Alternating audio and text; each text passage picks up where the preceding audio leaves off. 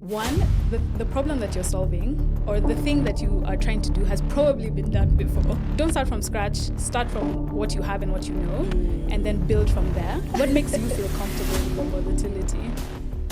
First of all, I'm not used to getting asked questions on this podcast. Hey! You said, I was responding. I'm sorry. Hello, and welcome to yet another episode of Growing Out Loud with your favorite host, Daisy Keten. Drum rolls, please. Welcome to yet another episode. And if you're new here, hi. This is Growing Out Loud. This is a space where we talk about just dreaming and beyond dreaming, doing. As our tagline says, this is for the dreamers that do.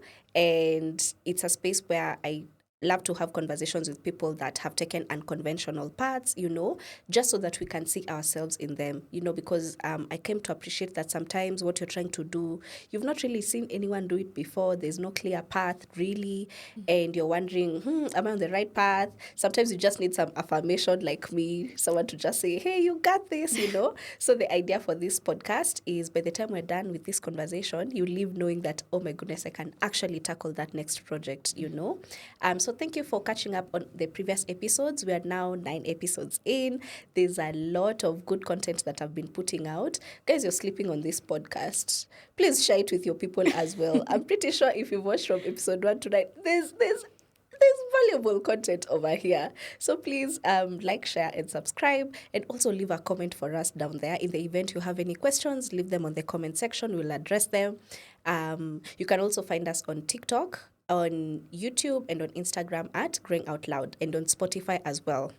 So today, I am joined by a lovely lady that I came across from LinkedIn, and I found that her story is quite inspiring. Oh, thank you. And quite inspirational, and is one of those who've taken the journeys that were like, oh, so even me can do this. Trust me. And let's get right into it. Awesome. Hi, Wangoi. Hi, Daisy.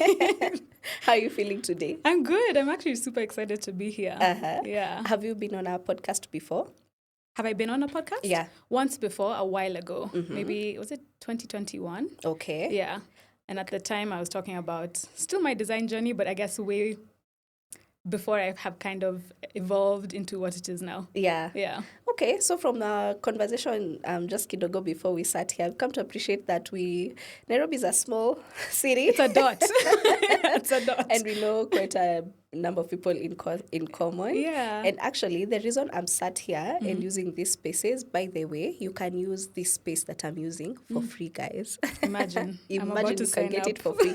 Yeah, so what you do, you just need to be part of the Creative Economy Practice Program. I think I'll leave a link to how you can join the community and be a part of this and get to use the resources as well in the comment section. And what happened was, as I was telling Wangoi earlier, it's actually Kevin Okeo, who told me about this. Yeah. Yeah. And it so happens you know Kevin Yeah. as well. So shout out to Kevin. I know, a little shout out. Yeah, thank you for sharing that information my way. And I think also we had Lemuel, who was a guest on, I think, 3 episodes back. Yeah. That you actually got to know this podcast from, right? Yes, I did. Yeah. So Lemuel and I did a panel talk together. Okay. Just at the beginning of this year. Yeah. On design and AI. Yeah. And it was just, we did that, and then I saw him on this podcast, and I was like, wow, I need to know Daisy as well. Yeah. Yeah.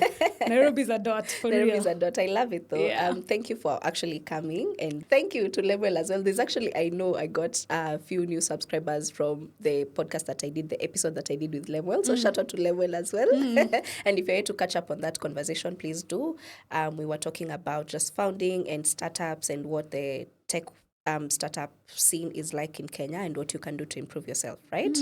So today we're going to have an interesting conversation. Nice. And I'll start it right up to.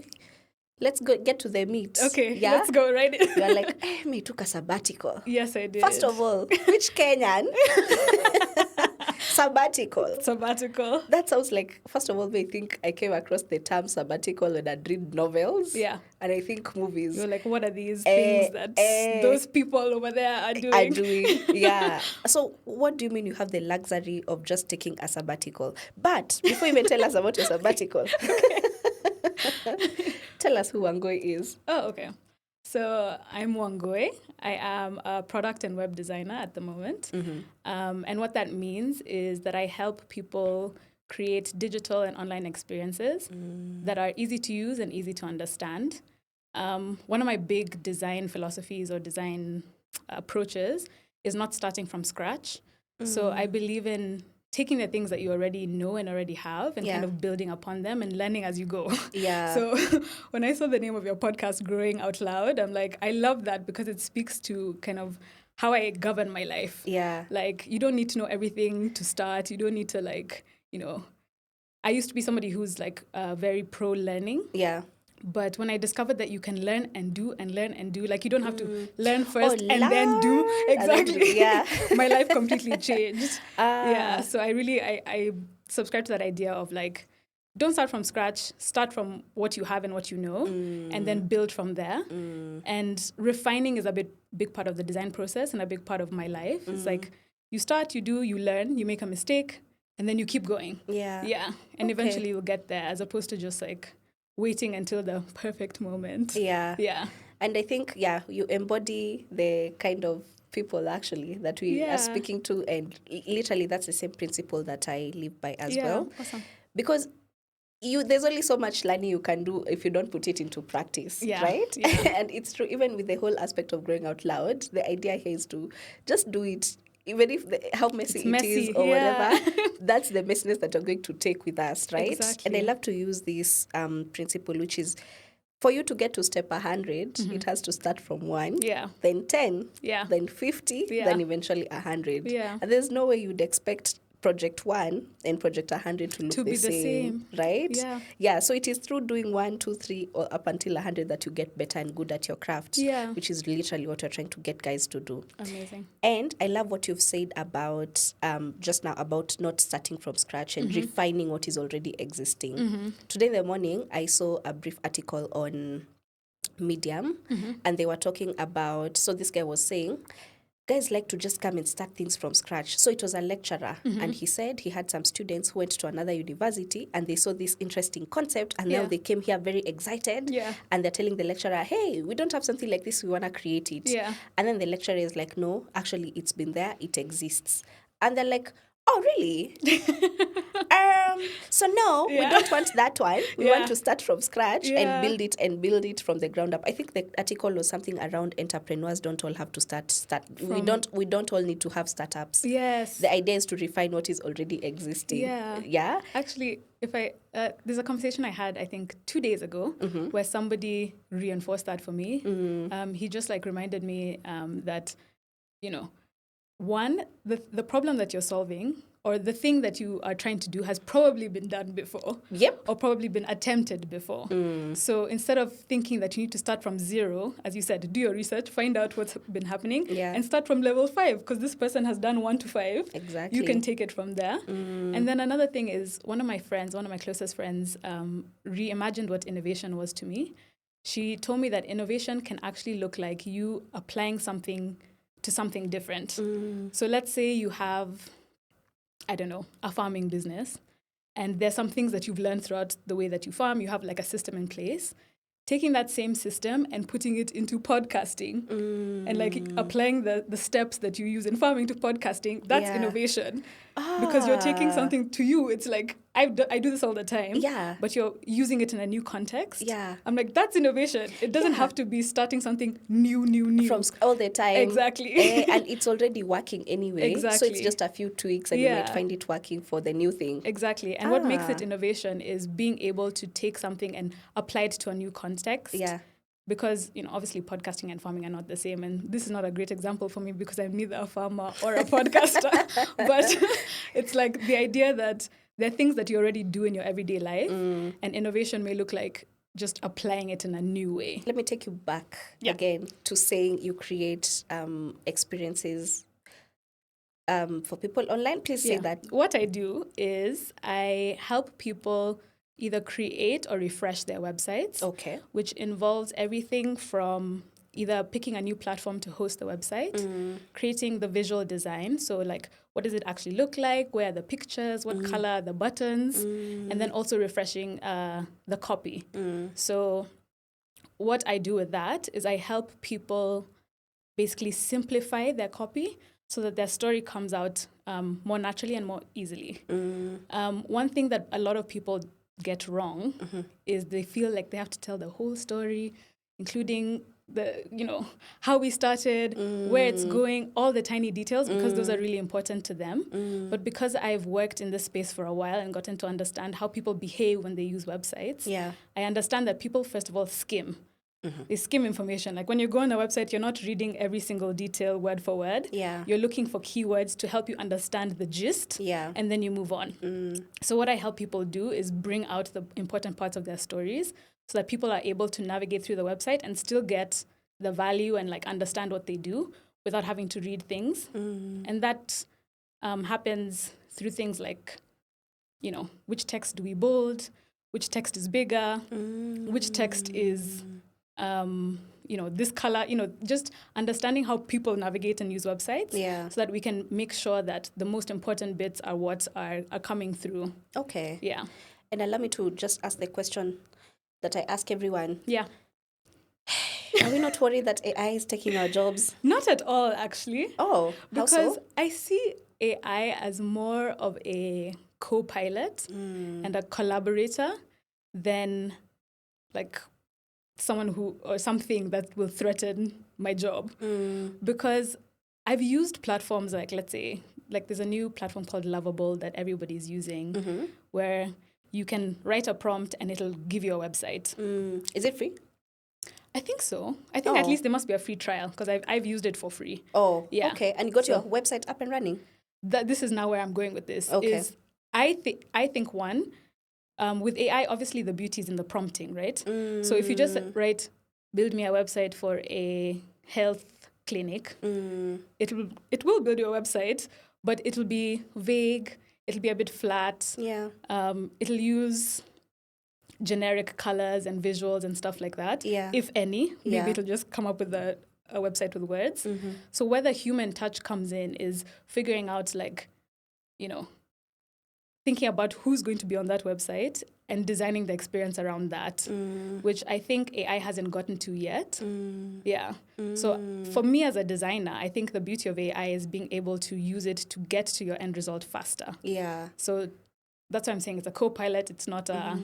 Okay. Yeah, it won't end me, but it will help me learn much faster. Better. Yeah, exactly. Execute much faster. Okay. Yeah. Okay. Did you go to school to do design? Not at all. What's your story, My background.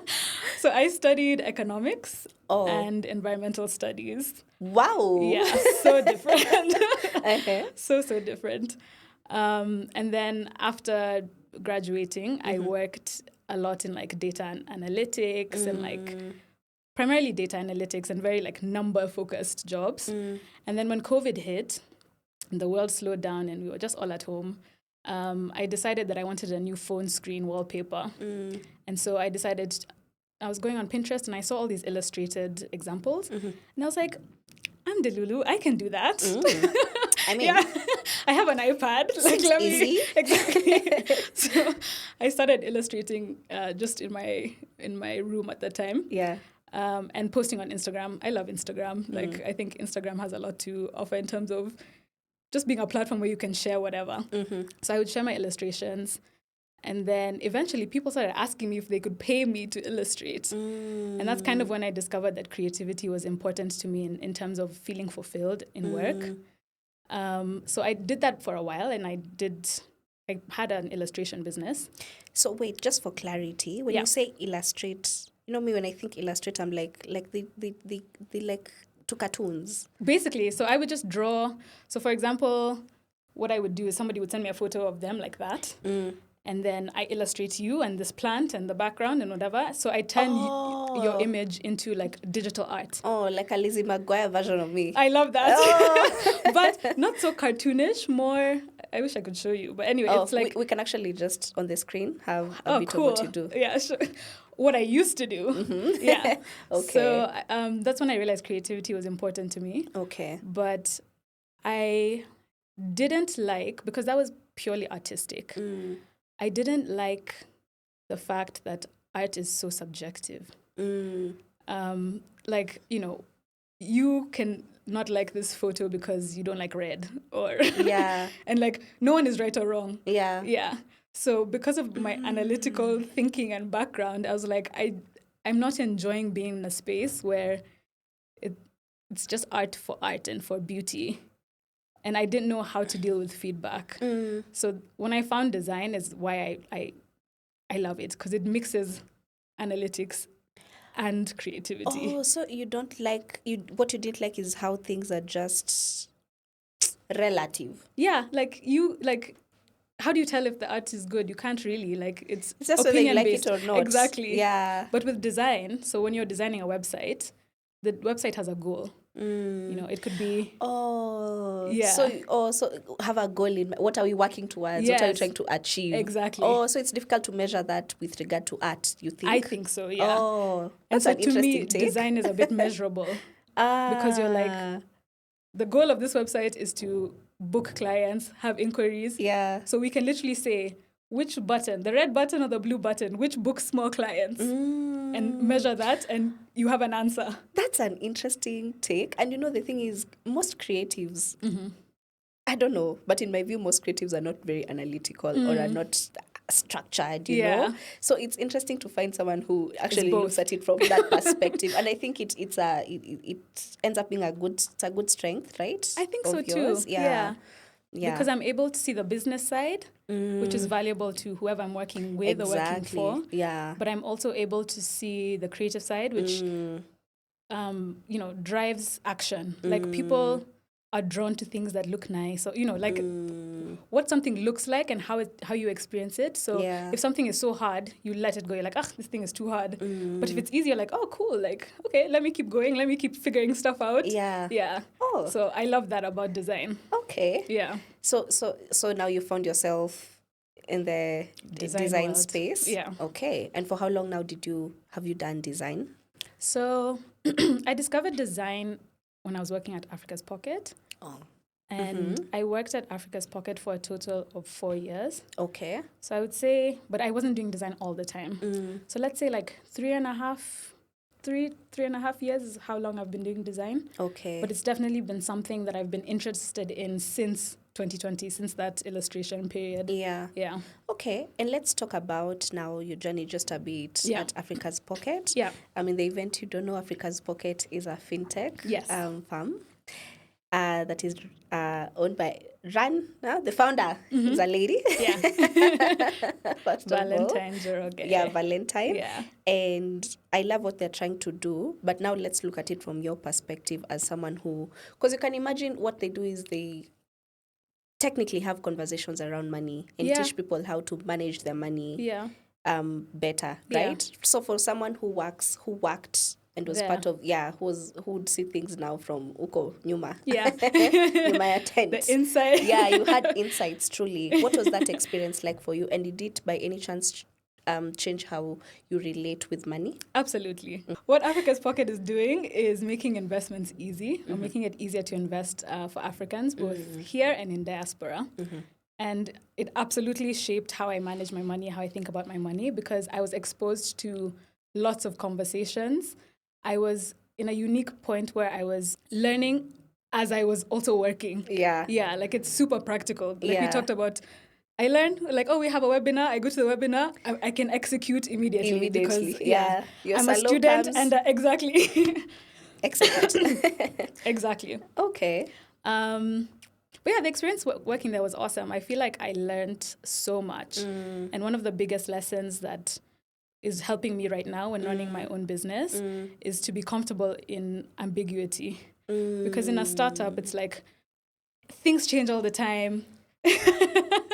Your role is constantly changing. In fact, one of the conversations I had with Val a lot was about like my role and my title. Yeah. Because initially that was really important to me. But the more I grew and the more she mentored me, I realized actually the things that I'm learning are what are valuable. Yeah. My title is just a small, tiny part of that. Like what's more important are the things that I'm learning and the things that I'm able to like take away from that opportunity. Yeah. And then when it came to my money, like, as I said, you learn, you implement. I learned a lot about investing and how to think about your financial goals, how to create like good financial goals, and then create a money plan that kind of helps you get there. Yeah. And as we talked about in the beginning, my sabbatical was one of the big goals that I was able to kind of achieve and actually like tick off. Okay. Which had a big financial component to it, obviously. Yeah. So before you even get into the sabbatical,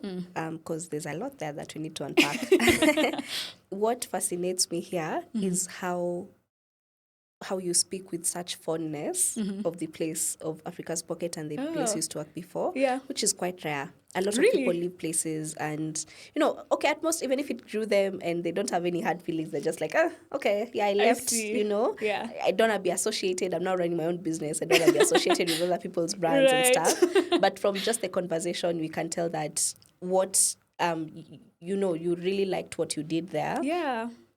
And you have an appreciation of Africa's Pocket, which I think is quite nice. And what you've said, it's as if you were mentored while working there. Yeah. Give us a bit more on like what that was like. Yeah. So yeah, I mean, I feel like the 4 years that I was there, I grew a lot.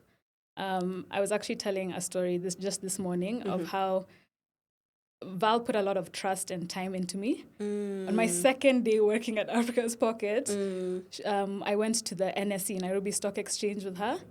And in the car, she was literally coaching me on what the company is, because now I was going to represent the company on my second day. Yeah.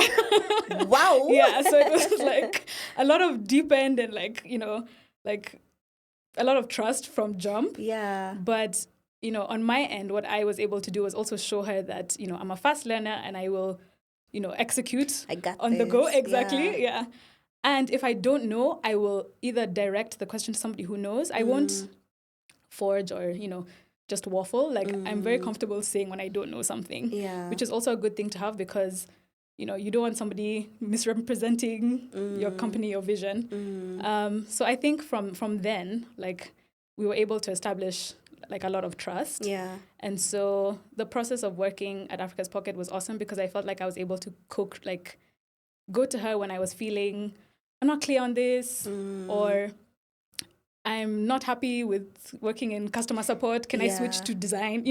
Like we were able to have tough conversations that allowed me to kind of, create the career that I had there. Yeah. Yeah. Okay. And I brought that up because, again, this space is where we like learn and and fail even publicly and just meet new experiences and have new experiences. Yeah. Because you see now, for me now, as growing also my company, and then now I'm bringing in teams. So I feel like, first of all, as a young founder and hiring and just working with teams and being able to communicate the vision of the company with them. And you see also there's a lot of ambiguity with the kind of business I do as well. So even when I bring them in, how am I able to communicate what you're trying to do, and even in the ambiguityness, still have them feel some sort of confidence at grounded, least. yes. Yeah, and feel grounded and feel like, I trust that I can stay in this company and maybe learn and just grow and get better,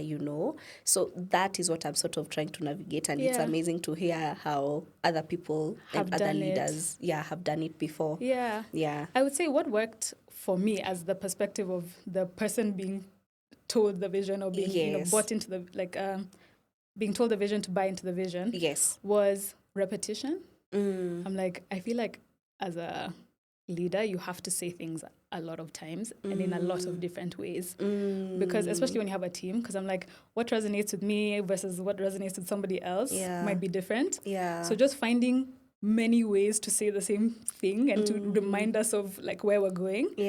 And then one thing that they did really well at Africa's Pocket was also helping us understand as individuals what our part of that vision is.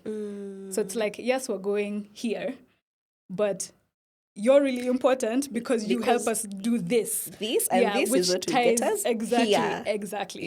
So helping tie what each individual is doing to the vision was really important, because it helps you feel like you're actually part of it. It's not just something fun and random and detached. It's actually what you're doing on a day-to-day is important to get us to the vision. Okay. Okay. I love that. So why leave such a beautiful You're place? like, you're having a great time. Sounds nice. It was. Why did you leave? Good question. So I felt like the company was in another like inflection point, in another pivot. Okay. I think I joined at a pivotal point and I left at a pivotal point as well. And for me, the time I was there, I was constantly growing. But towards the end, I feel like my growth was changing and I was not sure if I wanted to be part of that next pivot as an employee, at least. Yeah, and I was also feeling like starting my own business is something I've thought about before. Actually, taking a sabbatical was actually more important to me than starting the business because I when I was leaving, I didn't know what I was going to do next. Oh. All I knew was that I wanted to take a break. Okay. I'm just someone who loves like resting and traveling and just having time to do me. So that break was really important for me to figure out the next step. Yeah. Yeah, and it just felt like it was time. Yeah, my time here is done. Yeah. Okay. And I had given like a lot to the company. And as you said, like it's not like we left on bad terms. Yeah. And not at all. Like still have a relationship with, the people who work at Africa's Pocket. I'm still a customer. Yeah. Like, so it's, Okay. It wasn't like on bad terms. It was just, I guess, a personal decision to explore like my next chapter. Yeah. Yeah. Okay. Then now took a sabbatical. Yeah. First of all, define sabbatical. To me, because Yes. anyone can be different and can think about it differently. To me, the point of my sabbatical, first, I think a sabbatical is a break. And typically a break either before you work or as you're working. And for me, it was, I guess, in the middle of my career. So I was working for a bit and then took a break. And the intention for me of the sabbatical was to slow down, reflect, and like think about what my next step would be. Yeah. And just have time to rest and kind of enjoy my hobbies. Yeah. So as an adult. Yeah. With like bills and stuff. Yeah. And life. And life. How do you take us? Because, when we say sabbatical, it means you're not working. Yeah. It means there's no income There's coming no income. in, You're right? correct. Yeah. First of all, dude, I'm just from an ignorant perspective. Yeah. It sounds outrageous. I love this.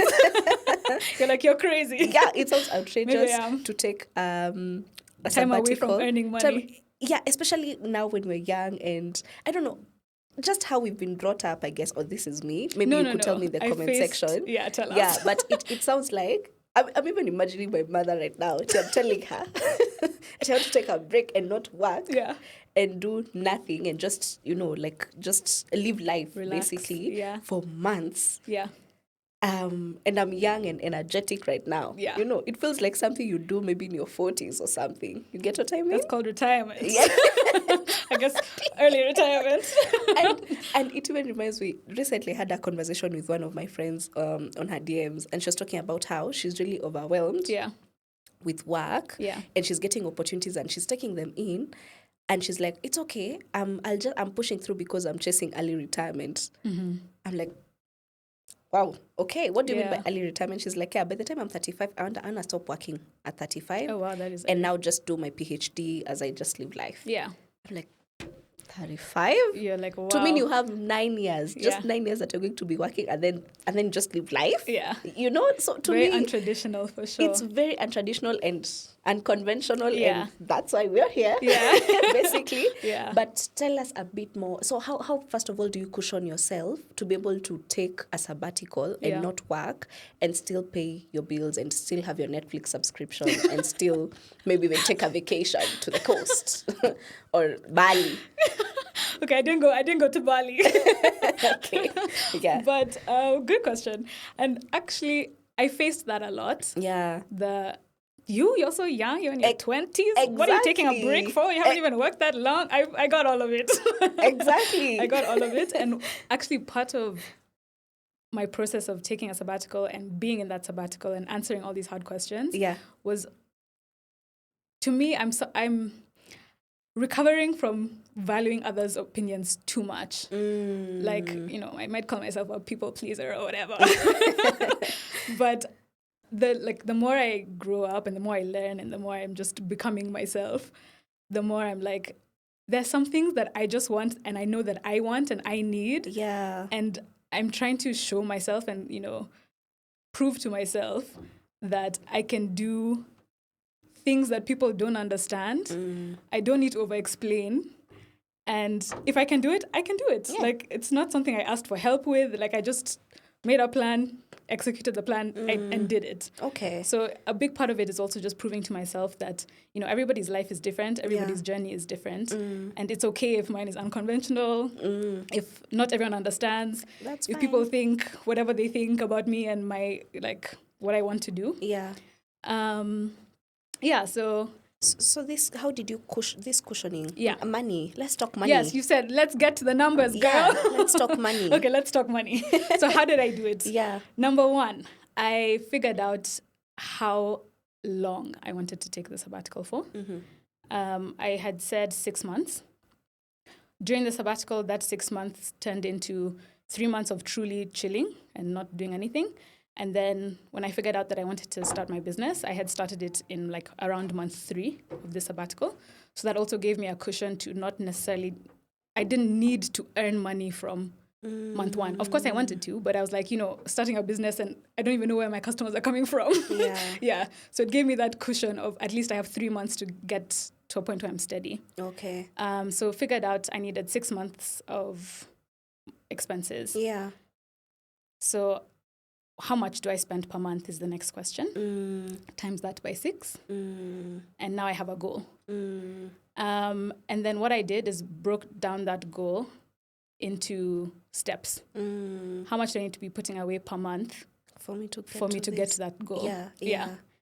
And I actually used Africa's Pocket to save for this goal. So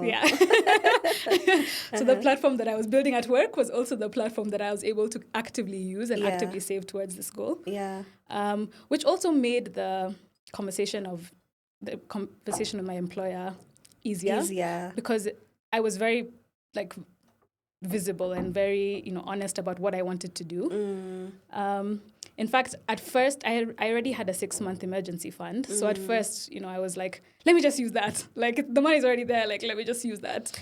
But no, I'm just like, oh, you have your finances in order, girl. I try. Wow. Yeah. So you already have an emergency fund? Yeah. What I thought we were building actually was not the emergency fund. No, this was my sabbatical fund. Oh. Yeah. So I had my emergency fund and I was tempted to just use it. But then, obviously, in the environment I was reminded, 1, this is not an emergency. Taking a sabbatical is not an emergency. Okay, yeah. And because I've done it before, I can do it again. Yeah, so it's I know I know the steps I need to take. It's just I was itching for I just want to go right now. Yeah. Yeah. So for how long did it take you, for how long did you work on saving towards your sabbatical fund? Yeah. I would say maybe 6, it was less than a year for sure. Oh, less than a year. Okay. More than, let's say, 8 months. Okay. So in between there. Thereabout. Yeah. So now in this case, wow, when I grow up. So in this case, you have your sabbatical fund. Yeah. And then now in the event the 6 months are up and you don't have anything running or you're maybe not ready or whatever, now you can now tap into your emergency fund technically. Technically, but I don't think like that. Oh, okay. Yeah. So for me, it's the extra buffer I gave myself was the 3 months. So 3 months sabbatical fund where I was literally not earning, not working, not thinking about work, just enjoying life. Yeah. Waking up. I went to a random candle workshop on a Tuesday and found so many people there and wondered, which jobs do you people have? So because I'm on sabbatical. Guys are on sabbatical quite a bit. So no, just guys are working from home. Wow. Yeah.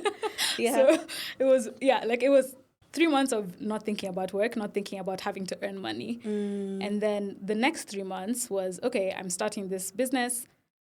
I have buffer. So on months, for example, that I don't make the amount that I need to cover my bills, I have something to draw down from. Okay. Yeah. Okay. But I'm truly trying to keep my emergency fund an emergency fund. Literally. Yeah. Yeah. Like if I've tried to earn money, there's no money. Like very, very like last resort. Okay. Yeah. So for that person that is feeling burnt out, that just knows, maybe they didn't even, the idea here of this podcast is like, we're now giving you permission, imagine. True. You can do it. Yeah. I was like, take the sabbatical, take the break. Yeah. Yeah. So for that person who is looking to get that permission, Yes. basically, or like a sign from the universe, this is your sign. Yeah, this is your sign. But of course, you don't just up and go, right? Yeah. Like you had a plan, literally. A goal, broke it down into steps. Yes. What is it that you would tell them to do?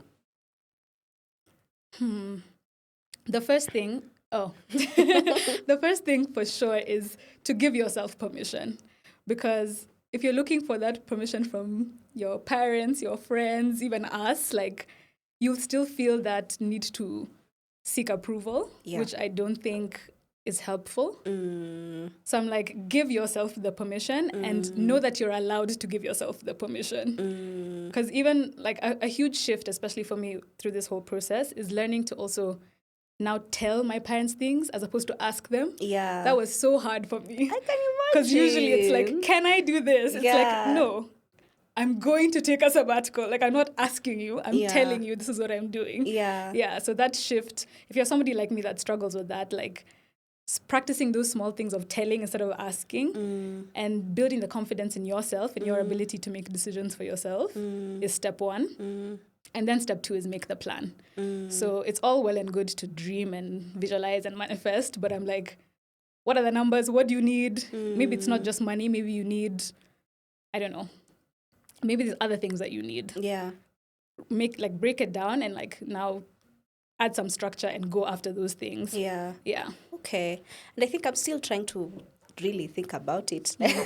This whole idea of taking a sabbatical, and I'm like, wow, I can only imagine having to shut my brain and not have to think about work and all of that stuff for 3 months. Like just the ability to give yourself that permission, is first of all would be my first hurdle. Yes, that would be my first hurdle. But okay, so now we took the sabbatical. Yeah. And then 6 months in, we were back. So 3 months of chilling. Yeah. 3 months of figuring it out. And now I've actually been working for 6 months. Time goes by so fast. Yeah. Yeah. Okay. So now, when you now started working now, first of all, from the sabbatical, did you feel what was the experience like? Yeah. Yeah. So for sure, especially during the week, it was awesome. Like I felt more rested, more just able to like chill. I don't know. I love chilling. So, and you're saying you find it hard to turn off your brain from work. Yeah. For me, not so much because I'm like, I'm the kind of person who took all my days off at work. Like, I'm trying to relax. She must. Yeah. I'm like, okay. So now, you took your sabbatical. Yeah.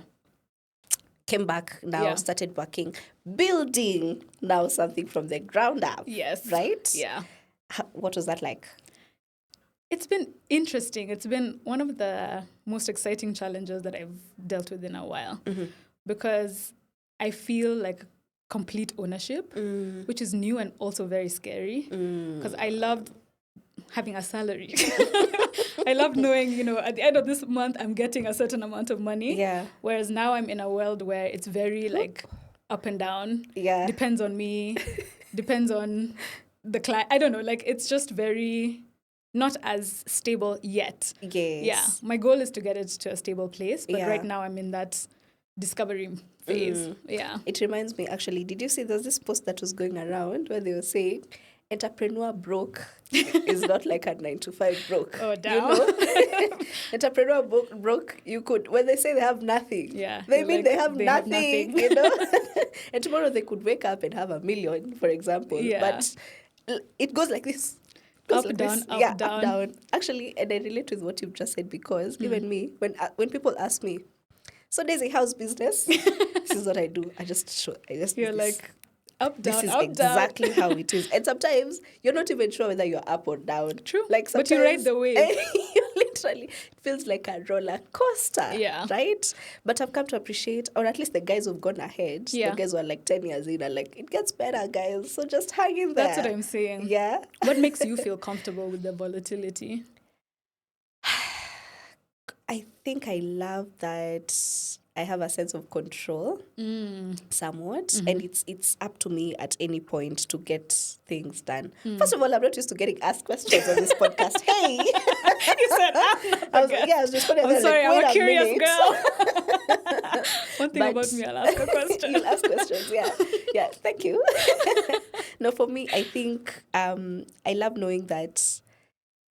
This is something I say often. There's always something that is within your control that you can do to change your situation. It's true. So that's the approach that I take with business. I'm like, Yeah. okay, fine. We are down today. Goja. Yeah. Kesho. I have something I have I to can do A, B, C, D. Yeah. Kesho, we're up.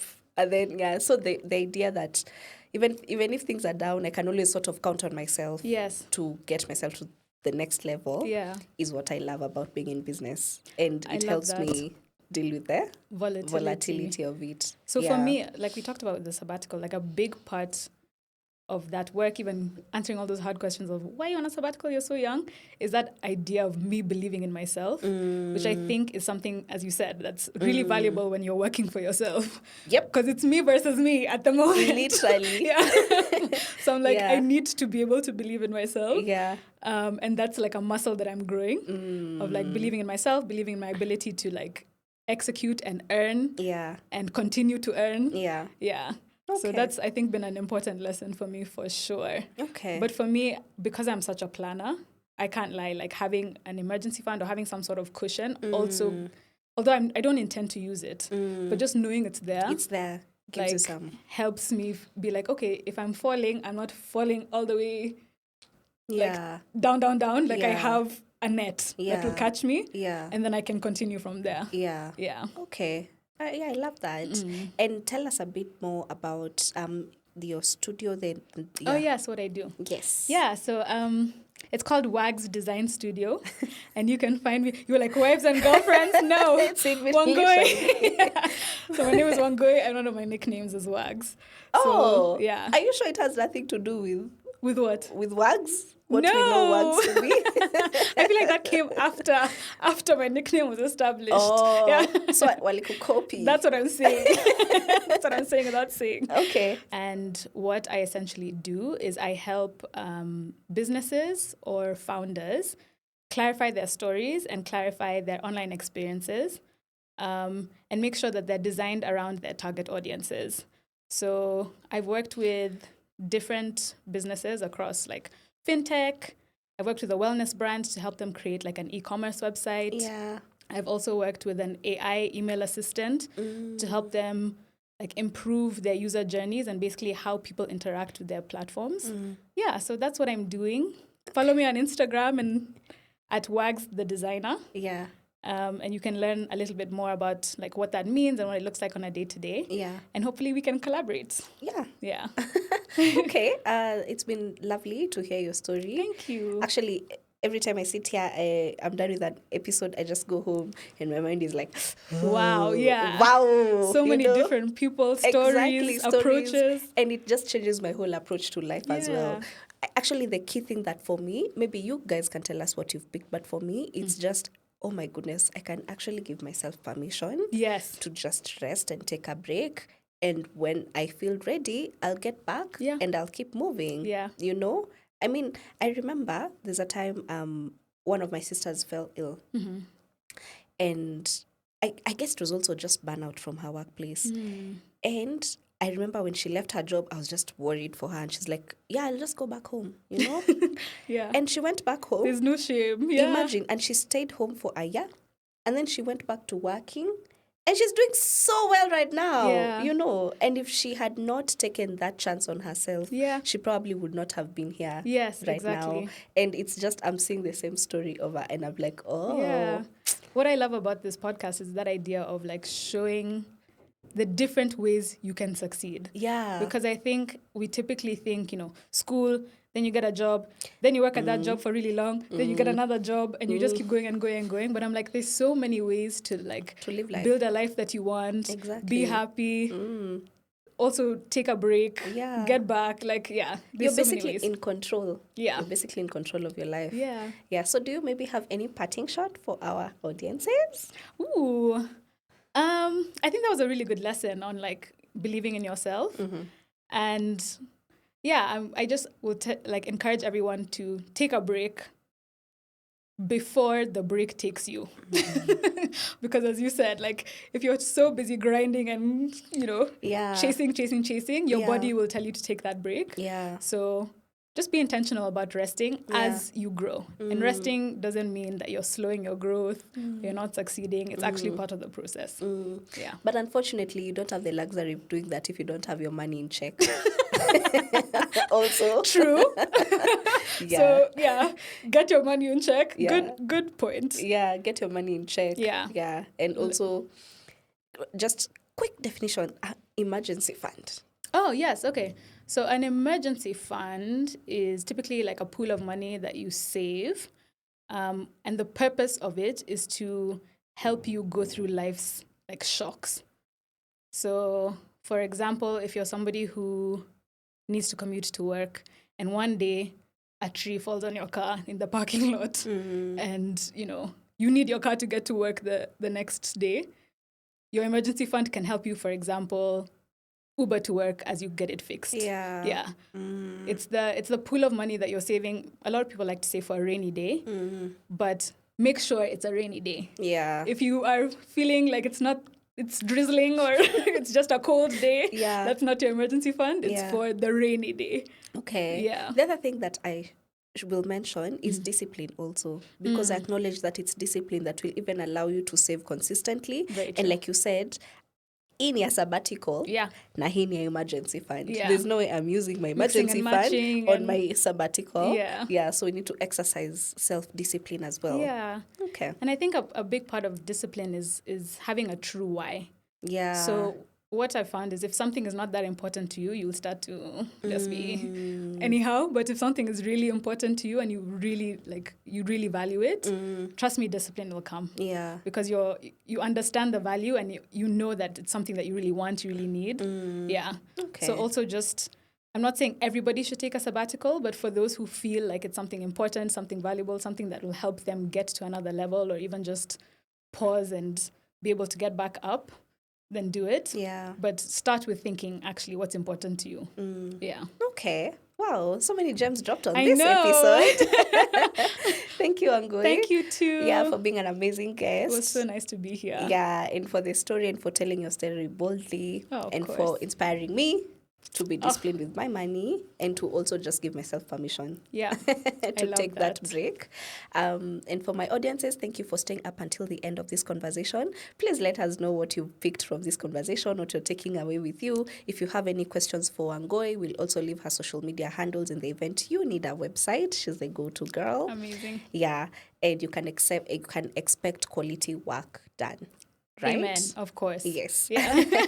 And with that said, I will catch you guys on the next one. Please feel free to follow us on Growing Out Loud on TikTok, on LinkedIn, on YouTube as well, and on Instagram.